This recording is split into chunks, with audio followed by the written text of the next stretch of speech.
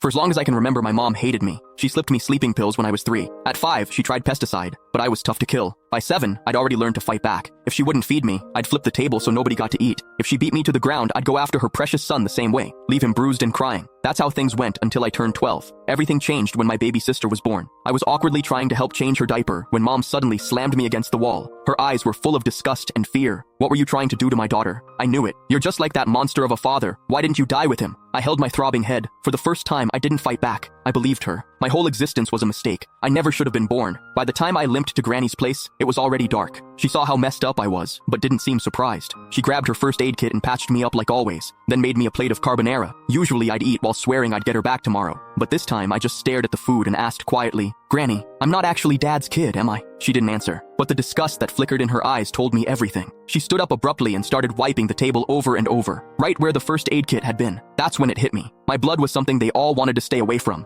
I was the son of a rapist. No wonder mom hated me. A wave of nausea hit me. I ran outside and leaned against the fence, gagging. The night air stung the cuts on my face. Before, whenever mom hit me, I told myself she owed me for every bruise. Someday, I'd make her pay it all back. But now, I couldn't even look her in the eye. I didn't stay at Granny's. She didn't come after me either. I just wandered the streets with nowhere to go. That's when I spotted a family outside a restaurant. They were celebrating someone's birthday, all smiles and laughter. The woman in the middle was probably the mom. She looked so happy that I instinctively stepped back. Last year, on mom's birthday, she'd smiled just like that until she saw me. The second I walked in, her smile vanished. Pure disgust replaced it. Back then, we had to write an essay called My Mother. I wrote that mom was a heartless villain. My teacher dragged me to her office and lectured me for the whole period. I barely heard any of it. All I remembered was her saying, "No mother in this world would ever stop loving her child." I believed her. I saved up money from collecting recyclables and bought mom a birthday cake. All I wanted was a hug, the same kind she gave my brother, Casper, but her cold expression felt like a knife to the heart. I felt like an idiot, standing there with that stupid cake. Anger took over. When no one was looking, I caught a couple of frogs from the garden and hid them in the cake. I can still remember her scream when they jumped out. Back then,